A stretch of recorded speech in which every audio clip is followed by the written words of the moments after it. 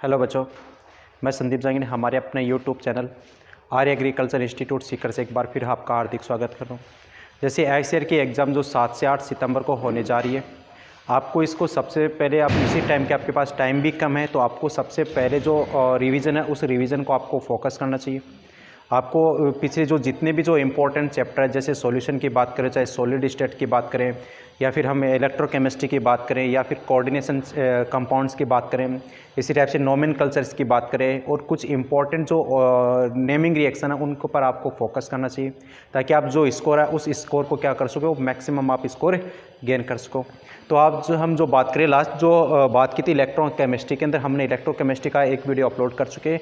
आज हम आगे लेके चलते हैं इलेक्ट्रोकेमिस्ट्री के दूसरे वीडियो पे।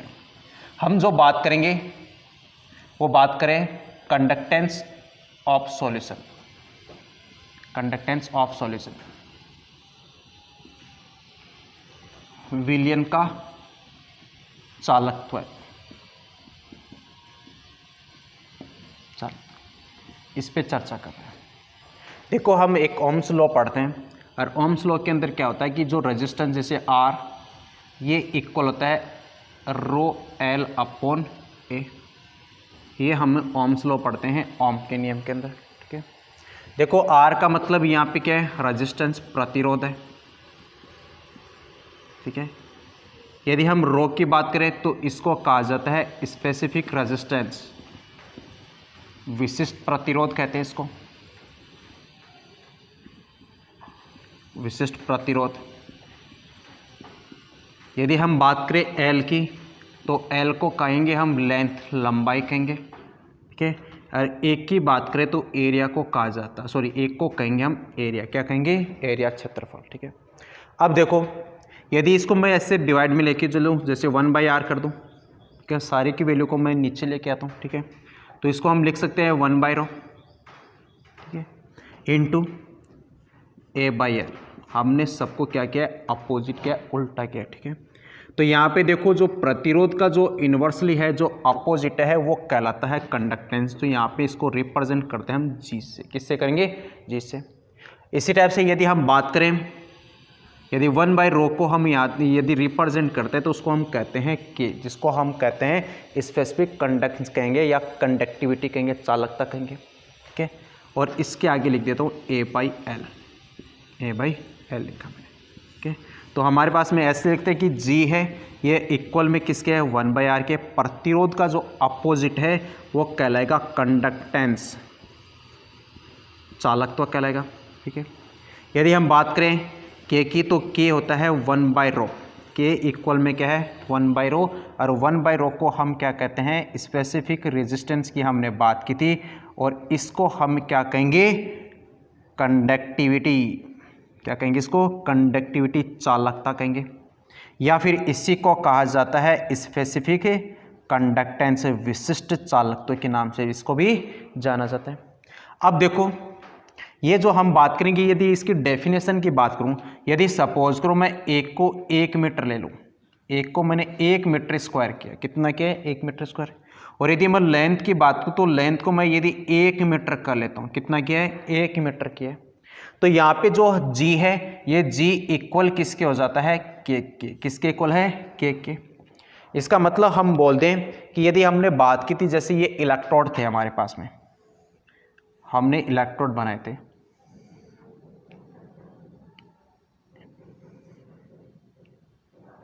इस टाइप से हमने इलेक्ट्रोड बनाए थे। एक तो ये एनोड था, इसी टाइप से हमने कैथोड बनाया था।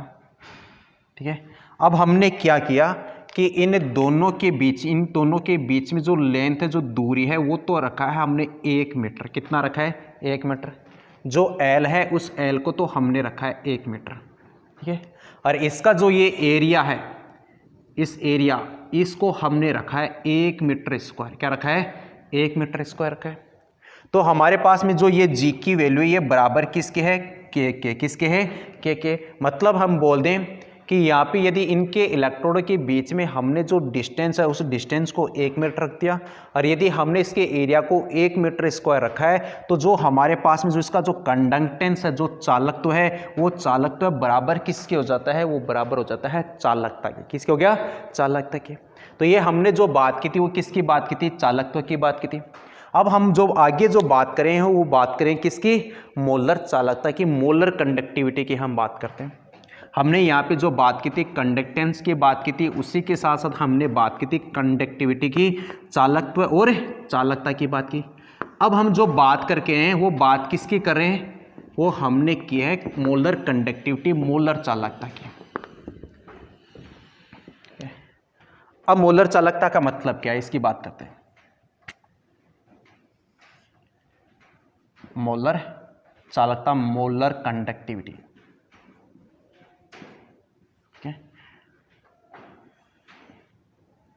जैसे हमने यहाँ पे इसको फिर से क्या करना है, ऐसे इलेक्ट्रोड बनाने हैं, ऐसे दो। एक तो हमने बना दिया जैसे एनोड, ठीक है। इसी टाइप से हमने दूसरा बना दिया यहाँ पे कैथोड,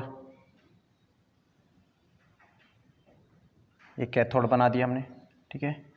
अब देखो इससे पहले हमने क्या किया था कि हमने जब कंडक्टिविटी की बात की थी, हमने जैसे एक हमने यहाँ पे एनोड बनाया था, एक कैथोड बनाया था। हमने यहाँ पे जो इलेक्ट्रोलाइट रखा था, विद्युत अपघट्य हमने जो रखा था, उस विद्युत अपघट्य का जो हमने वॉल्यूम रखते हैं वो वॉल्यूम हमने रखा था एकांक। क्या रखा था, एकांक रखा था। इसका आयतन हमने क्या रखा था, 1 रखा था। तो ऐसे केस में हमने क्या बोला था, G इक्वल में किसके था, के। यही बात हुई थी हमारी।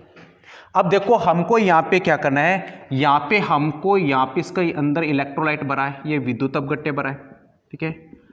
अब इस विद्युत अपघट्य की जो मात्रा है, ये इलेक्ट्रोलाइट की मात्रा, विद्युत अपघट्य की मात्रा, ये हमको लेना है 1 मोल। कितना लेके चलना है, 1 मोल लेके चलना है, ठीक है।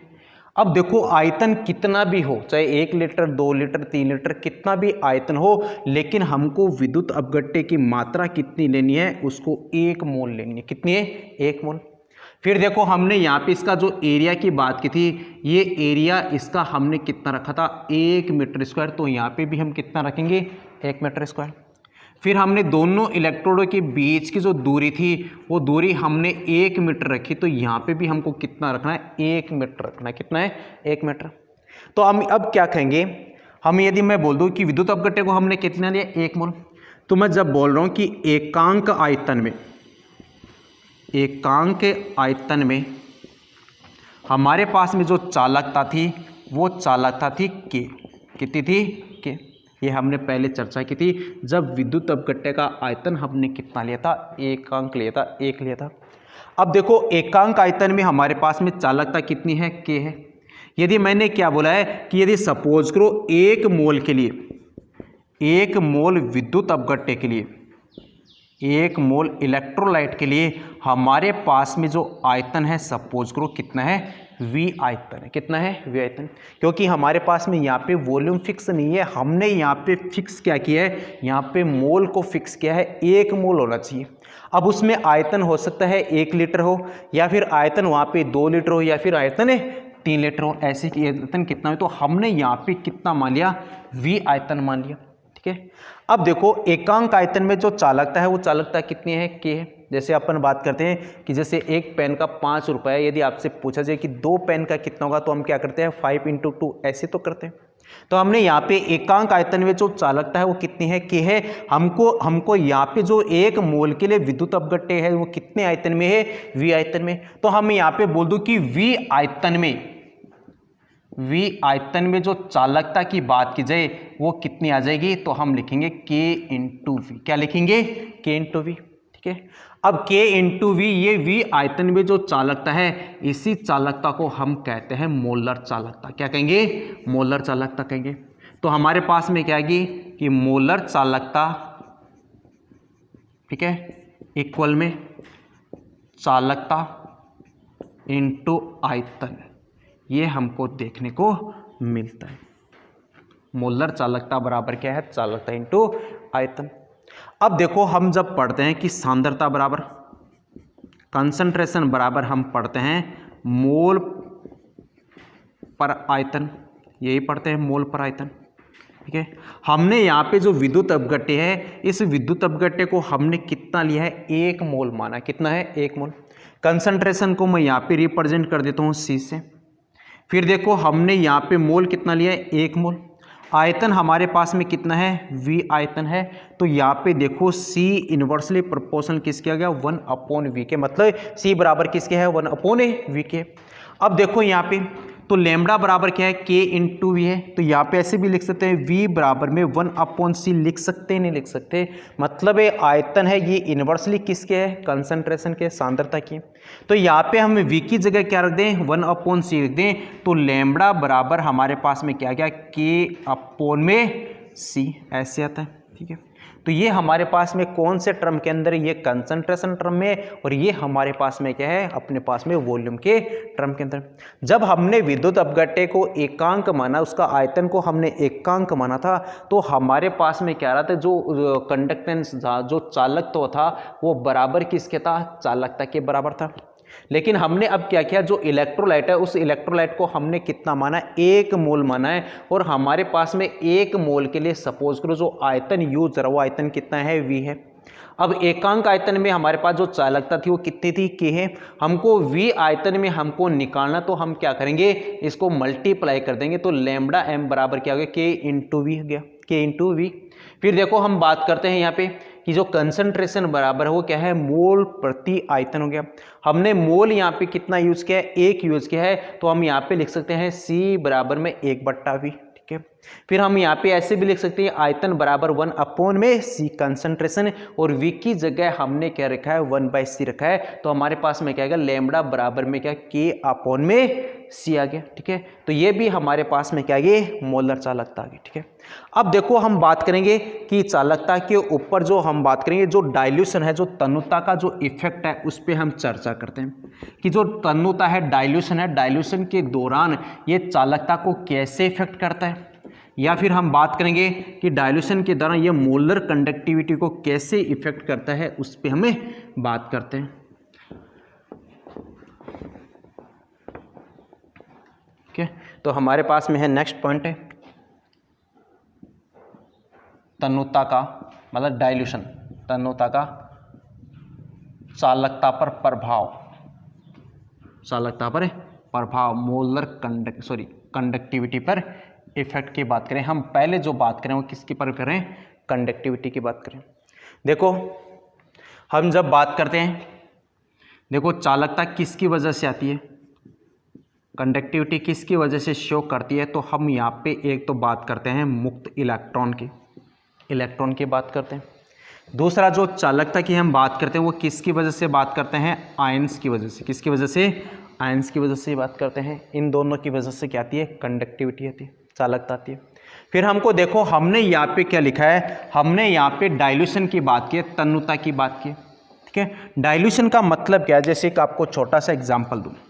ठीक है, कि जैसे हमारे पास में ऐसे दो हमने ऐसे वेसल्स ले रखे हैं। यदि यहाँ पे जैसे हमने पानी ले लिया 100 ml, ठीक है, हमने यहाँ पे जैसे पानी ले लिया जैसे 200 ml, ठीक है, हमने इसके अंदर जैसे शक्कर डाल दी 20 ग्राम, ठीक है, और हमने इसके अंदर जैसे शक्कर डाल दी 50 ग्राम, ठीक है, ऐसे हमने डाला। तो आप खुद से सोचो कि ज़्यादा यहाँ पे जो मीठा कौन होगा। देखो जिस इसके अंदर क्वांटिटी यहाँ पे क्या है, ज़्यादा, ठीक है, यहाँ पे 20 ग्राम, सॉरी यहाँ पे इसको जैसे 50 है, 100 ग्राम 100 ml कर लो, मतलब हमने यहाँ पे वॉल्यूम यहाँ पे भी 100 ml रखा है, हमने यहाँ पे भी कितना रखा है 100 ml।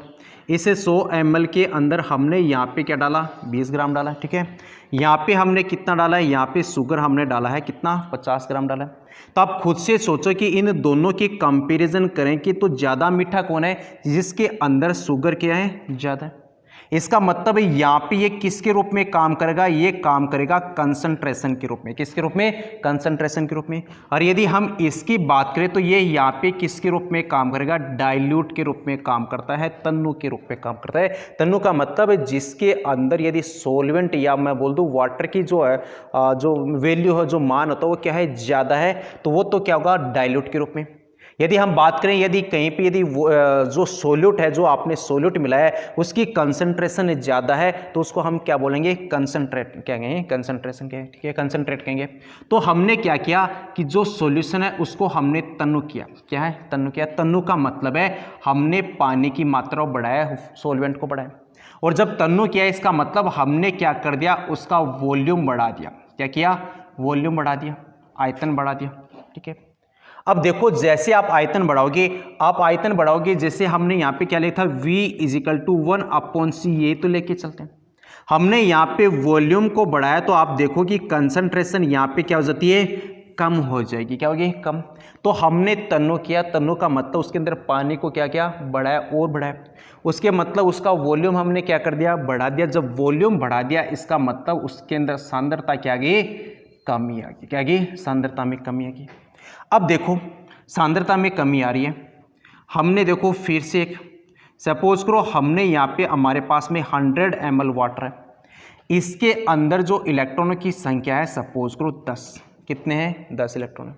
फिर इसी टाइप से हमने क्या किया, इसके अंदर पानी को और इंक्लूड किया, हमने कर दिया 200 ml, कितना कर दिया, 200 ml। अब भी इनमें इलेक्ट्रॉन की संख्या है जैसे सपोज करो 10, कितने इलेक्ट्रॉन है, 10। तो अब देखो यदि हम इसके अंदर 1 इलेक्ट्रॉन के लिए पूछे तो 1 इलेक्ट्रॉन के लिए वाटर कितना है, 10 ml, ऐसे तो निकल रहे हैं, 1 के लिए 10 ml, ठीक है। यदि हम इसकी बात करें तो 1 इलेक्ट्रॉन के लिए यहाँ पे कितना रहे, 20 ml, कितना रहे, 20 ml रहे। लेकिन आप देखो कि हमने यहाँ पे क्या किया, इसके अंदर वाटर को इंक्लूड किया है। जब हमारे पास 1 इलेक्ट्रॉन के लिए 10 ml आ रहा है तो यहाँ पे 1 इलेक्ट्रॉन के लिए कितना है, 20 ml आ रहा है। इसका मतलब हमारे पास में अपने क्या किया, वाटर को जैसे जैसे इंक्लूड कर रहे हैं, हमारे पास में जो प्रति एकांक आयतन में जो इलेक्ट्रॉनों की संख्या, वो इलेक्ट्रॉनों की संख्या क्या होगी, कम होगी। तो यहाँ पे क्या किया हमने, जैसे तन्नु किया, इसका मतलब उसको वॉल्यूम को बढ़ाया, और वॉल्यूम को बढ़ाया इसका मतलब उसकी कंसंट्रेशन, सांद्रता क्या होगी, कम। और जब सांद्रता कम होगी इसका मतलब प्रति एकांक आयतन में आयनों की संख्या क्या होगी, कम। आयनों की संख्या क्या होगी, कम। और जब आयनों की संख्या कम होगी इसका मतलब यहाँ पे चालकता में क्या आ रही है, कमी आ रही है। चालकता में क्या होगी, कमी, ठीक है। ये नहीं हमने किसकी बात की थी, ये हमने बात की थी डाइल्यूट के टाइम। किसकी बात की थी, डाइल्यूट के टाइम पे। अब इसका अपोजिट कर दो, ठीक है। अपोजिट का मतलब क्या है, हमने तनु को किया कम, मतलब डाइल्यूट किया कम, ठीक है। जब डाइल्यूट कम किया इसका मतलब है उसके अंदर आयतन में क्या गई, कमी। और जब आयतन में कमी है इसका मतलब सोल्यूट की जो कंसंट्रेशन है उसकी कंसंट्रेशन में क्या हो रही है, वृद्धि। और जब कंसंट्रेशन में वृद्धि हो रही है इसका मतलब उसके प्रति एकांक आयतन में आयनों की संख्या क्या हो रही है, बढ़ रही है।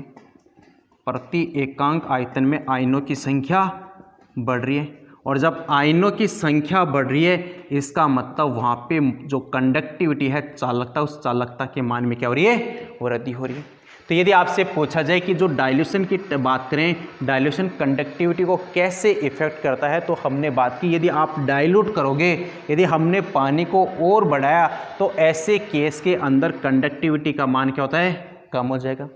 फिर हम यदि बात करें कि यदि आपने डाइल्यूट कम किया है इसका मतलब उस केस में कंडक्टिविटी का मान क्या हो जाता है, बढ़ जाएगा। क्या होगा, बढ़ जाएगा। ये हमने जो बात की है हमने किसके पर की है, कंडक्टिविटी पे बात की है। अब देखो इसी के साथ हम बात कर लेते हैं मोलर कंडक्टिविटी की, बात करते हैं मोलर चालकता की हम बात करें, ठीक है। देखो मोलर चालकता, मोलर कंडक्टिविटी के अंदर क्या है, अब हमने पढ़ा है कि लैम्डा m = क्या है, K/V, यही तो है हमारे पास में K/V, ठीक है। अब देखो हमने यहाँ पे दोनों के बीच में हम कंपैरिजन करते हैं, ठीक है। देखो हमने यहाँ पे क्या किया, हमने यहाँ पे डाइल्यूट किया, इसका मतलब हमने क्या बढ़ाया, इसका वॉल्यूम बढ़ाया। और वॉल्यूम बढ़ाया इसका मतलब उसकी कंसंट्रेशन क्या हो रही है, कम हो रही है। और जब कंसंट्रेशन कम हो रही है इसका मतलब उसकी चालकता क्या हो रही है, कम हो रही है। तो आप देखो इन दोनों के बीच की रिलेशन की बात करें, ये तो लैम्डा m तो है मोलर चालकता, ठीक है। यदि मैं K की बात करूं तो K को हम क्या बोलते हैं, चालकता। यदि हम V की बात करें तो V को हम क्या बोलते हैं, आयतन। क्या कहेंगे, आयतन।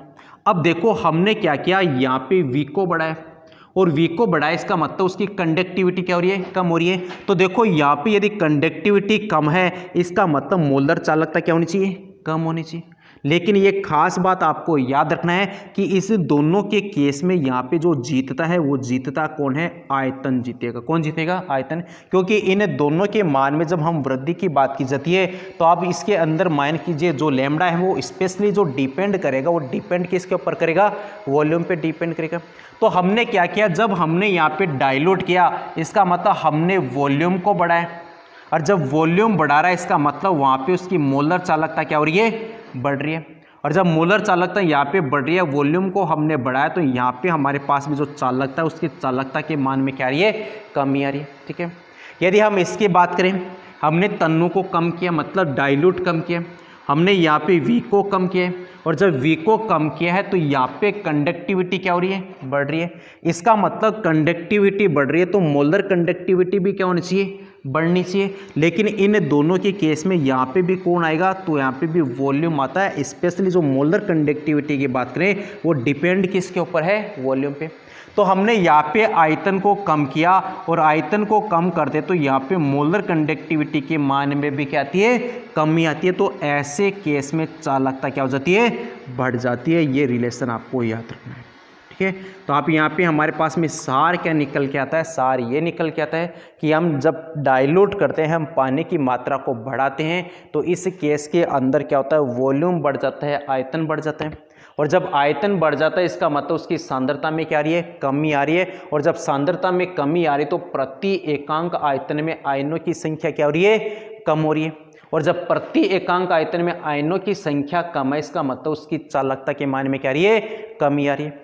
फिर यदि हम इसकी बात करें, हमने डाइल्यूट को कम किया, और जब डाइल्यूट कम किया इसका मतलब उसके अंदर वो आयतन को कम किया, और जब आयतन को कम किया इसका मतलब उसकी कंसंट्रेशन को हमने क्या किया, बढ़ा दिया। और जब कंसंट्रेशन बढ़ा रही तो प्रति एकांक आयतन में आयनों की संख्या क्या हो रही है, बढ़ रही है। तो इस केस में जो चालकता का मान है वो मान क्या हो जाता है, बढ़ जाता है। लेकिन हम जब इन मोलर कंडक्टिविटी की बात करें तो मोलर कंडक्टिविटी में देखो चालकता भी है, और चालकता के साथ साथ कौन है, वॉल्यूम भी है। लेकिन जो स्पेशली जो डिपेंड करेगा वो डिपेंड किसके ऊपर करता है, वॉल्यूम पे डिपेंड करेगा, आयतन पे डिपेंड करेगा। तो यदि हमारे पास में वॉल्यूम बढ़ जाएगा इसका मतलब मोलर कंडक्टिविटी भी बढ़ जाती है। यदि हमने वॉल्यूम कम किया इसका मतलब मोलर कंडक्टिविटी भी क्या हो जाती है, घट जाती है। अब देखो इसी के अंदर हम बात करेंगे अनंत मोलर चालकता, लिमिटिंग मोलर कंडक्टिविटी की बात करते हैं। हमने क्या किया, हमने किया आयतन बढ़ाया तो उसकी कंसंट्रेशन वहाँ पे क्या हो रही है, कम हो रही है। ये हमने चर्चा की थी। अब हम जो बात करें हैं वो कर रहे हैं अनंत मोलर चालकता की बात करें, लिमिटिंग मोलर कंडक्टिविटी की बात कर रहे हैं। ठीक है। अनंत मोलर चालकता,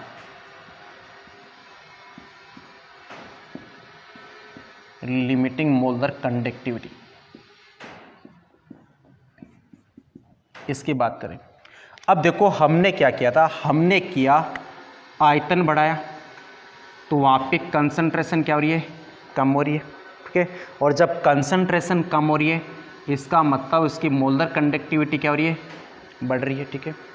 फिर हमने क्या किया, हमने आयतन को कम किया तो आप देखो कंसंट्रेशन यहाँ पे क्या होगी, बढ़ जाती है। और जब कंसंट्रेशन बढ़ जाती है इसका मतलब उसके अंदर मोलर कंडक्टिविटी क्या हो जाती है, कम हो जाएगी। ठीक है। ये हमने पढ़ा। ठीक है। अब देखो कि यदि हमारे पास में हमने क्या किया, यदि इस वॉल्यूम को, यदि मैं इस आयतन को इन्फिनिट कर दूं, अनंत कर दूं, ठीक है, और जब से जैसे मैं अनंत करता हूं हमारे पास में इस सांद्रता कंसंट्रेशन की वैल्यू क्या हो जाए, जीरो हो जाए। और जैसे ये जीरो हो जाएगी तो यहाँ पे जो मोलर चालकता है वो क्या हो जाती है, मैक्सिमम हो जाती है, अधिकतम हो जाती है। और इसी मैक्सिमम मान को हम क्या बोलते हैं, हम इसको कहेंगे अनंत मोलर चालकता कहेंगे। क्या कहेंगे, अनंत मोलर चालकता कहेंगे, लिमिटिंग मोलर कंडक्टिविटी कहेंगे। हमने क्या किया, हमने आयतन बढ़ाया, इसका मतलब कंसंट्रेशन में क्या हो रही है, कमी, सांद्रता में कमी, और यहाँ पे मोलर चालकता के मान में क्या हो रही है, वृद्धि। हमने बात की थी थोड़ी देर पहले। उसके बाद में हमने क्या किया, यदि वॉल्यूम को कम करते हैं तो वहाँ पे कंसंट्रेशन बढ़ जाती है, और जब कंसंट्रेशन बढ़ जाती है इसका मतलब उसकी मोलर चालकता के मान में क्या रही है, कमी। लेकिन फिर हमने क्या किया, यदि आयतन को क्या कर दें, हम अनंत कर दे, और जैसे आयतन को अनंत कर देते हैं यहाँ पे सांद्रता के मान में क्या हो जाती है, शून्य आ जाता है, शून्य। और जैसे शून्य आता है तो हमारे पास में ये मोलर कंडक्टिविटी का जो अधिकतम मान आता है, मैक्सिमम मान आता है, और उसी मैक्सिमम मान को हम क्या कहते हैं, अनंत मोलर चालकता के नाम से जाना जाता है। अब देखो अनंत मोलर चालकता हम पढ़ेंगे परबल के लिए, और परबल के साथ साथ हम पढ़ेंगे दुर्बल विद्युत अपकट्टे के लिए पढ़ते हैं। तो नेक्स्ट हम जो बात करें वो बात किसकी करें, परबल विद्युत अपकट्टे के लिए। स्ट्रॉन्ग इलेक्ट्रोलाइट, परबल विद्युत अपकट्टे। देखो परबल विद्युत अपकट्टे का मतलब क्या है कि जो पूर्ण रूप से आयनाइज्ड हो जाए, पूरा टोटली क्या हो जाता है, वो आयनों में टूट जाए, उसको हम क्या कहेंगे, स्ट्रॉन्ग इलेक्ट्रोलाइटिक कहेंगे, विद्युत अपकट्टे कहेंगे। जो आयन अपकट्टे का मतलब टूटना, स्ट्रॉन्ग का मतलब है जो 100% आयनों में टूट जाए। जैसे हम बात किसकी करें, एग्जाम्पल NaCl की, ऐसी टाइप से बात करें KCl की, तो ये क्या कहलाते हैं, स्ट्रॉन्ग इलेक्ट्रोलाइटिक कहलाएंगे, ठीक है। अब देखो इसके लिए स्ट्रॉन्ग इलेक्ट्रोलाइट परबल विद्युत अपकट्टे के लिए हम जब मोलर चालकता की बात करते हैं तो इसमें एक फॉर्मूला आता है, एक संबंध आता है। वो संबंध है हमारे पास में क्या है कि लैम्बडा m इक्वल में लैम्बडा इन्फिनिट m माइनस में b रूट c। ये हमारे पास में क्या आता है, एक रिलेशन आता है, ठीक है, किसके लिए, परबल के लिए। देखो लैम्बडा m का मतलब क्या है, लैम्बडा m का मतलब है मोलर चालकता, क्या है, मोलर चालकता, ठीक है। यदि हम बात करें लैम्बडा इन्फिनिट m की, इसको हम कहते हैं अनंत मोलर चालकता, इसको क्या कहेंगे, अनंत मोलर चालकता। यदि हम c की बात करें तो इसको हम क्या कहेंगे, सांद्रता, कंसंट्रेशन, क्या कहते हैं, कंसंट्रेशन कहते हैं। अब देखो हमने थोड़ी देर पहले यही बात की थी कि यदि हम v को बढ़ाएंगे तो वहाँ की c के मान में क्या आती है, कमी, और जब c के मान में कमी आती है तो लैम्बडा के मान में क्या आती है, वहाँ पे वृद्धि आती है, ठीक है। अब देखो इनका हम जब ग्राफ खींचे बहिर्लेखन विधि के द्वारा, एक्स्ट्रापोलेशन के द्वारा हम जब ग्राफ खींचते हैं, किस किस के बीच में, हमने ग्राफ खींचा है कंसंट्रेशन के बीच में, और हमने जो ग्राफ खींचा वो किस किस के बीच में, मोलर सांद्रता के बीच में हमने ग्राफ खींचा है। अब देखो हमने क्या किया, हमने किया कंसंट्रेशन को कम। देखो हमने जब लिमिटिंग की बात करते हैं, अनंत मोलर चालकता की बात करें तो हम आयतन को अनंत कर नहीं सकते, ये पॉसिबल नहीं है कि आयतन अनंत कर दें। लेकिन हम क्या कर लेते हैं, ऐसा मान लेते हैं कि जहाँ पे मतलब एक ऐसा पॉइंट है जहाँ पे कंसंट्रेशन का मान शून्य हो जाए, उसी वॉल्यूम को हम क्या मान लिया जाता है, इन्फिनिट मान लिया जाता है, लिमिटिंग के रूप में मान लिया जाता है, अनंत के रूप में इसको मान लिया जाता है। हम उसी की बात करें, हम रूट c, हम कंसंट्रेशन और मोलर कंडक्टिविटी की हम क्या करें, बीच में ग्राफ खींच रहे हैं। और जैसे हम ग्राफ खींचने का मतलब हमने कंसंट्रेशन को कम किया, जैसे सपोज करो कम किया तो यहाँ पे पॉइंट आ रहा अपने पास में, ठीक है। फिर यहाँ पे हमने क्या किया, इस कंसंट्रेशन को और कम किया, तो यहाँ पे मोलर कंडक्टिविटी और कंसंट्रेशन के बीच में पॉइंट जैसे यहाँ पे क्या, फिर हमने क्या किया, इसको और कम किया, और जैसे ये पॉइंट हमारे पास में ऐसे कि 3.3 हमने ऑब्जर्वेशन किए। हमने क्या किया, कंसंट्रेशन को कम किया, क्योंकि हम वॉल्यूम को लिमिटिंग या अनंत करना पॉसिबल नहीं होता। हम क्या मान लेते हैं, हम मान लेते हैं कि ऐसी कंडीशन जहाँ पे सांद्रता का मान शून्य हो जाए, और जैसे सांद्रता शून्य हो जाती है उसी वॉल्यूम को हम क्या मान लेते हैं, अनंत मान लेते हैं। और उसी पे जो कंडक्टिविटी आती है, मोलर कंडक्टिविटी आती है, उसी को हम क्या बोलते हैं, लिमिटिंग मोलर कंडक्टिविटी के नाम से उसको जानेंगे। तो हमने क्या किया, पहले जो एक्सपेरिमेंट किया, जैसे सपोर्ट करो यहाँ पे इस पॉइंट पे है, फिर हमने यहाँ पे किया, ये पॉइंट यहाँ पे है, फिर ये पॉइंट यहाँ पे है। हमने हमारे पास में सपोज करो इस पॉइंट पे जो कंसंट्रेशन है वो मान कितना हो गया, 0। और जैसे इस कंसंट्रेशन में मान 0 हो गया, हमने इन तीनों पॉइंट को क्या कहते हैं, ऐसे जैसे मिला दिया पहले, ठीक है। मिलाने के बाद में देखो जैसे जिस बिंदु पे कंसंट्रेशन का मान शून्य हो रहा है, उस बिंदु को हम यहाँ पे देखो पीछे की तरफ ले जाके इस बिंदु को हम क्या बोल देते हैं, इन्फिनिटी m बोल देते हैं। इसका मतलब इसको हम कहेंगे अनंत मोलर चालकता कहेंगे। तो ये किस पॉइंट पे है, जब c बराबर कितना आ रहा है, 0 आ रहा है, क्या रहा है, 0। और ये जो ग्राफ आ रहा है, ये ग्राफ हमारे पास में क्या आ रही है, स्ट्रेट लाइन आ रही है, क्या आ रही है, स्ट्रेट लाइन आ रही है। लेकिन इसका जो स्लोप है वो स्लोप क्या है हमारे पास में नेगेटिव है। क्या है? नेगेटिव।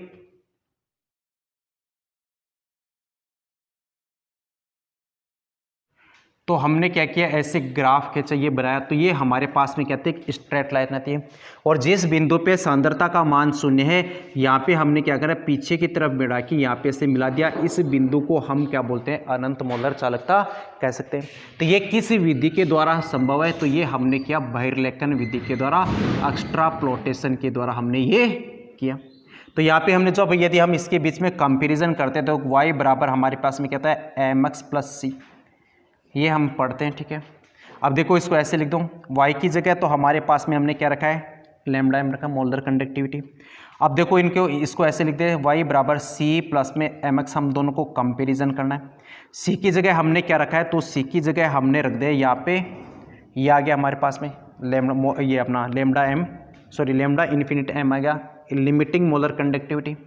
फिर यहाँ पे देखो m का मतलब क्या है, स्लोप, और ये स्लोप यहाँ पे देखो माइनस में b, मतलब स्लोप किधर की तरफ आ रहा है, नीचे की तरफ आ रहा है, घटता हुआ। यहाँ पे अक्ष पे हमने क्या रखा है, अक्ष पे हमने कंसंट्रेशन रखा, तो अपने अक्ष पे कंसंट्रेशन रख दिया। तो ये हम किसकी बात करें, हमने परबल विद्युत अपघट्य के लिए बात की। तो परबल विद्युत अपघट्य के लिए जो आती है, जो लाइन क्या आती है, वो स्ट्रेट लाइन आती है, जिसका स्लोप किधर की तरफ आता है, नेगेटिव की तरफ आता है। और हमने क्या किया, हम वॉल्यूम को हमें इन्फिनिट करना, मतलब लिमिटिंग करना, अनंत करना पॉसिबल नहीं होता, लेकिन हम क्या करते हैं कि जिस बिंदु पे सांद्रता कंसंट्रेशन का मान 0 हो जाता है, उसी बिंदु को हम क्या बोल देते हैं, लिमिटिंग मोलर कंडक्टिविटी के नाम से इसको जान जाते हैं। ये हमने जो बात की थी वो किसके लिए बात की थी, स्ट्रॉन्ग के लिए बात की। अब हम जो नेक्स्ट जो बात करेंगे वो हम किसके लिए बात करेंगे, वीक के लिए बात करते हैं। लेकिन याद रखना, वीक इलेक्ट्रोलाइट की हम जब बात करें तो ये पूरे रूप से क्या होते हैं, आयनों में नहीं टूट पाते, इसलिए इनका हम एक्स्ट्राप्लोटेशन के द्वारा पॉसिबल नहीं है। तो हम वीक के लिए हम कौन सा यूज करते हैं, तो इसके लिए हम कोलराउस नियम यूज करते हैं। कौन सा, कोलराउस। तो हम जो बात करेंगे वो किसकी बात करें, दुर्बल विद्युत अपघट्य, वीक इलेक्ट्रोलाइट, दुर्बल विद्युत अपघट्य। जैसे हम एग्जाम्पल की बात करते हैं, एसिटिक एसिड, किसकी बात करें, एसिटिक एसिड, दुर्बल विद्युत अपघट्य। अब देखो, जब हम दुर्बल विद्युत अपघट्य के लिए हम जब ग्राफ खींचते हैं, ठीक है, किस किस के बीच में, कंसंट्रेशन एंड मोलर कंडक्टिविटी के बीच में, ठीक है। तो यहाँ पे जो दुर्बल विद्युत अपघट्य है, उनका जो आयंस में जो टूटते हैं, या मैं बोल दूं जो आयनों में जो टूटते हैं, वो क्या होता है, कम होते हैं, पूरे 100% रूप से टूट नहीं पाते। तो इनके बीच में जो ग्राफ आता है, वो ग्राफ इस टाइप से आता है हमारे पास में, ऐसे इस टाइप से कर्व के रूप में आता है, कर्व रूप में, वक्रित टाइप का ग्राफ आता है। और जब वक्रित टाइप का ग्राफ आ रहा है, इसका मतलब हम इसका एक्स्ट्राप्लोटेशन बहिर्लेखन विधि के द्वारा इसका नहीं कैलकुलेट कर सकते हैं। तो इसके लिए हम क्या यूज करते हैं, तो दुर्बल विद्युत अपघट्य के लिए हम यूज करते हैं कोलराउस नियम। कौन सा यूज करेंगे, कोलराउस यूज करते हैं। तो याद रखा, कोलराउस जो नियम है, ये नियम हमारे पास में लागू होता है अनंत तनुता पर। इस पे यूज करते हैं, अनंत तनुता पर। और फिर ये हमारे पास में ये कोलराउस है, ये हम स्पेशली किसके लिए यूज करते हैं, दुर्बल विद्युत अपघट्य के लिए। किसके लिए, दुर्बल विद्युत अपघट्य के लिए करते हैं, यूज करते हैं, ठीक है। क्यों, क्योंकि देखो जो हमारे पास में है, जो दुर्बल विद्युत अपघट्य है, ये प्रबल विद्युत अपघट्य की तुलना में क्या है, कम चालकता शो करेंगे। और जब कम चालकता शो करते हैं, तो यहाँ पे जो इसकी तनुता पे इफेक्ट की बात की जाए, तो इनका जो ग्राफ आता है, वो ग्राफ किस टाइप का आता है, वक्रित टाइप का आता है, कर्व टाइप का आता है। इस वजह से इसका एक्स्ट्राप्लोटेशन के द्वारा पॉसिबल नहीं है। तो हम इसके लिए कौन सा यूज करते हैं, कोलराउस नियम का यूज करते हैं। कोलराउस जो नियम है, ये कहाँ पे लागू होता है, इन्फिनिट, जो लिमिटिंग, जो हमारे डाइल्यूशन की बात करते हैं, अनंत तनुता की बात करते हैं, वहाँ पे लागू होता मान्य है, ठीक है। उसके साथ साथ हम किसके लिए यूज करते हैं, दुर्बल विद्युत अपघट्य के लिए हम क्या करते हैं, इसको यूज करते हैं स्पेशली रूप से, ठीक है। अब देखो कोलराउस नियम के अंदर हम बात करें, तो कोलराउस नियम के अंदर जो धनायन और धनायन के साथ साथ जो ऋणायन होते हैं, उनके अंदर एक दूसरे से क्या होते हैं, स्वतंत्र होंगे। क्या होंगे, एक दूसरे से स्वतंत्र होते हैं, एक दूसरे पर डिपेंड नहीं होते। तो इसको हम कैसे देते हैं कोलराउस नियम को, तो इसको लिखा जाता है अनंत मोलर चालकता इक्वल, ठीक है, लैम्डा इन्फिनिट पॉजिटिव, मतलब धनायन के लिए मोलर चालकता, प्लस में लैम्डा इन्फिनिट नेगेटिव, ये हमारे पास में क्या कहलाएगा, कोलराउस नियम कहलाएगा। क्या कहलाएगा, कोलराउस नियम। ये हमारे पास में क्या होगी, ये तो है अनंत मोलर चालकता, अनंत मोलर चालकता, ठीक है। यदि हम इसकी बात करें तो देखो यहाँ पे पॉजिटिव है, तो ये किसके लिए, धनायन के लिए, धनायन के लिए मोलर चालकता, चालकता। ये कहाँ पे है, ये याद रखना अनंत पे है। किस पे है, अनंत पे। और यदि इसकी बात करें तो ये हमारे पास में किसके लिए, ऋणायन के लिए। किसके लिए, ऋणायन के लिए अनंत पर क्या है, अनंत तन्यता पर मोलर चालकता है। अब देखो ये तो कब अप्लाई करना है, ये तब अप्लाई करना है जब हमारे पास में धनायनों की संख्या और ऋणायनों की संख्या क्या है, एक हो। कितनी हो, एक हो। अब यदि हमारे पास में धनायन और ऋणायन की संख्या हो एक से ज्यादा, तो ऐसे केस में हमको क्या करना है कि lambda infinite M molar mu positive, मतलब क्या है, धनायनों की संख्या, ठीक है, प्लस यहाँ पे लैम्डा इन्फिनिट पॉजिटिव, ठीक है, धनायन की अनंत तन्यता पर मोलर चालकता, फिर plus mu negative lambda infinity negative, ठीक है। अब इसका मतलब क्या है, ये म्यू पॉजिटिव है, ये तो यहाँ पे क्या है, धनायनों की संख्या, धनायनों की संख्या। यदि एक है तो एक रखना, यदि दो है तो यहाँ पे दो पुट करना। ये यहाँ पे क्या है, ये कहलाएगी ऋणायनों की संख्या कहलाती। क्या कहलाएगी, ऋणायनों की संख्या। जैसे हम एग्जाम्पल की बात करें, जैसे मैं बात करूँ MgCl2, इसके लिए आप कैसे लिखोगे, तो आपको देखो Mg + 2Cl नेगेटिव ऐसी है, तो आप इसको कैसे लिखोगे, लैम्डा इन्फिनिटिव m, ठीक है, धनायन कितने हैं, 1, ठीक है। फिर यहाँ पे लैम्डा इन्फिनिटिव पॉजिटिव, यहाँ पे Mg+2 कर दूँ, Mg+2 के लिए। फिर यहाँ पे देखो प्लस, यहाँ पे ऋणायन की संख्या कितनी है, 2, तो यहाँ पे कितना रख दूँ मैं, 2। फिर लैम्डा इन्फिनिटिव, यहाँ पे कौन आ गया, नेगेटिव, नेगेटिव में कौन आ गया, Cl नेगेटिव। तो ये हमने किसके लिए निकाला है, ये हमने निकाला है MgCl2 के लिए। किसके लिए, MgCl2 के लिए। इसी टाइप से यदि मैं बात करूँ एसिटिक एसिड की, तो इसके लिए हम कैसे लिखेंगे, देखो एसिटिक एसिड में होता है CH3CO नेगेटिव H, ये तो हो गया एसिटेट, और प्लस में क्या है, H पॉजिटिव, क्या हो गया, H पॉजिटिव। अब इसके लिए हम कैसे अप्लाई करेंगे, तो इसको लिखते हैं लैम्डा इन्फिनिटिव m अनंत मोलर चालकता बराबर हमारे पास में क्या है, लैम्डा इन्फिनिटिव पॉजिटिव, यहाँ पे कौन है, H पॉजिटिव। संख्या कितनी है इसकी, 1 है, तो यहाँ पे 1 रख देते हैं, ठीक है। फिर प्लस, ठीक है, लैम्डा इन्फिनिटिव नेगेटिव, यहाँ पे कौन है, एसिटेट CH3CO नेगेटिव। तो ये हमने किसके लिए लिखा है, ये हमने लिखा है किसके लिए, एसिटिक एसिड के लिए। तो इस टाइप से हम अनंत तन्यता पर दुर्बल वैद्युत अपकट्य के लिए हम क्या निकाल सकते हैं, कोलराउस नियम का हम क्या कर सकते हैं, उपयोग कर सकते हैं, जहाँ पे धनायन और ऋणायन एक दूसरे से क्या होते हैं, स्वतंत्र होते हैं, और दोनों की पार्टिसिपेट से धनायन के द्वारा और ऋणायन के द्वारा हम क्या निकाल सकते हैं, तो यहाँ पे अनंत मोलर चालकता निकाल सकते हैं ऐसे। और जो नेक्स्ट वीडियो है जो के अंदर बाकी और जो चर्चा करेंगे वो नेक्स्ट वीडियो के अंदर चर्चा